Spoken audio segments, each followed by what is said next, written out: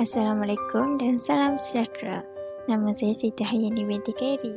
Pada hari ini, saya akan membuat kritikan terhadap buku yang bertajuk Life of Pi karya Ian Martin menggunakan teori psikoanalitik. Sebelum saya mulakan, mari kita lihat mengenai sinopsis novel ini. Apa yang novel ini ingin ceritakan?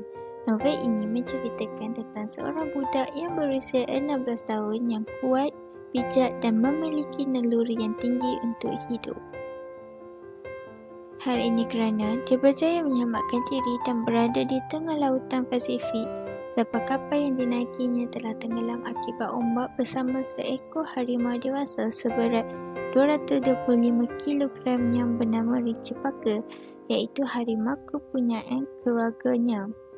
Namun, dengan perjuangan yang pantang menyerah dan memiliki naluri yang tinggi, dia mampu bertahan hidup selama 227 hari di lautan Pasifik. Dia juga selalu berharap dan menyimpan harapan bahawa akan ada seseorang yang akan datang untuk menyelamatkannya. Namun, tidak ada seorang pun yang datang untuk menyelamatkannya dan akhirnya dia terdampar di salah satu pantai di Mexico. Jadi, saya akan mula mengkritik novel ini menggunakan teori Sigmund Freud, iaitu teori psikoanalitik. Saya akan mulakan dengan menjelaskan apa itu teori psikoanalitik. Jadi, personaliti manusia dari aspek psikologi bermaksud corak tingkah laku, pemikiran dan emosi seseorang individu itu dan cara bagaimana interaksi berlaku antara sesama individu lain. Banyak teori telah cuba menerangkan tentang personaliti individu manusia. Antaranya ialah Sigmund Freud dengan teori psikoanalitik. Freud berpendapat personaliti manusia terdiri daripada 3 komponen, iaitu id, ego dan superego. Jadi, apa itu id? Id merupakan bahagian personaliti tidak sedar yang berfungsi sebagai stor penyimpanan untuk keinginan manusia.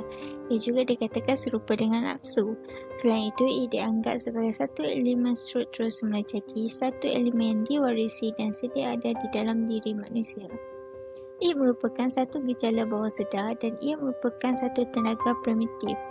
Ia tidak teratur, tidak rasional dan penuh dengan orientasi berkehendakkan kepuasan.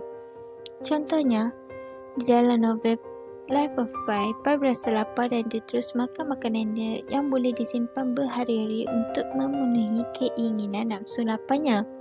Pi juga ingin menjadikan harimau makanannya dan telah menyerah harimau yang sudah jelas lebih besar dan kuat darinya.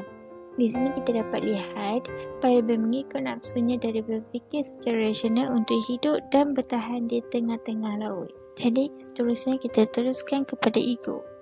Ego pula wujud sejak bayi berusia 6 bulan. Ego merupakan bahagian personaliti yang mengandungi pemikiran realistik dan logik yang tersusun serta berfungsi mengawal id supaya keinginannya tidak melanggar nilai dan norma masyarakat. Ego dikatakan komponen psikologikal yang mengutamakan realiti dalam kehidupan. Ego berkembang secara berperingkat sebagai elemen pada tahap sedar. Ego penuh dengan persepsi, inginkan kemajuan dan boleh menyelesaikan fungsinya mengikut keadaan. Contohnya, di dalam novel Life of Pi, watak utama iaitu Pi menggunakan naluri untuk hidup daripada naluri matinya. Hal ini kerana Pi lebih memilih untuk hidup di tengah laut berbekalkan makanan yang ada. Pi juga yakin bahawa akan ada orang yang akan menyelamatkannya di tengah laut. Dengan pemikiran itu, dia mampu bertahan hidup selama 227 hari di lautan Pasifik. Perkara ini boleh dilihat dalam petikan. Dalam keteguhan, aku masih hendak bergerak. Aku tidak suka melepaskan nyawa begitu saja. Tidak rela menyerah dan berjuang sampai akhir.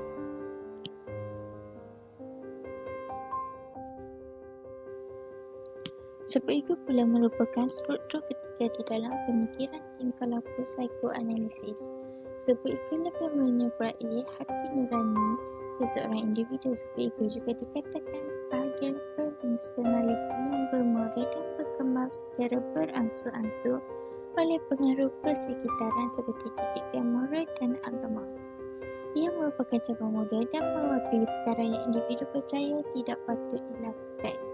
Mengikut Freud juga, suku ego berfungsi sebagai penghantar maklumat nilai moral kepada ego untuk bertindak mengawal id. Contohnya, pada mulanya Pai berasa takut dengan harimau yang ada bersamanya. Pai juga ingin membunuh Richard Parker dengan cara melemaskannya ketika harimau itu lompat masuk ke dalam laut untuk memburu ikan. Tetapi Pai membantu harimau tersebut kerana dia sedar harimau tersebut dapat membantunya untuk hidup. Dapat tinggal bersama harimau tersebut, Pai telah berjaya mengawal situasi. Pai telah mengajar Richard Parker untuk menerimanya di dalam bot. Pai juga telah mempelajari cara untuk menangkap ikan tanpa berjaya menyelesaikan diri dengan keadaan tersebut. Jadi kesimpulannya, novel Life of Pi banyak berkait dengan teori psikoanalitik. Terdapatnya ego dan super ego yang berbantu watak utama di dalam novel ini untuk terus bertahan menempuh setiap halangan. Novel Life of Pi mengajar kita untuk tidak berputus asa dan berfikir secara rasional sebelum membuat apa-apa keputusan. Jadi sekian daripada saya. Terima kasih.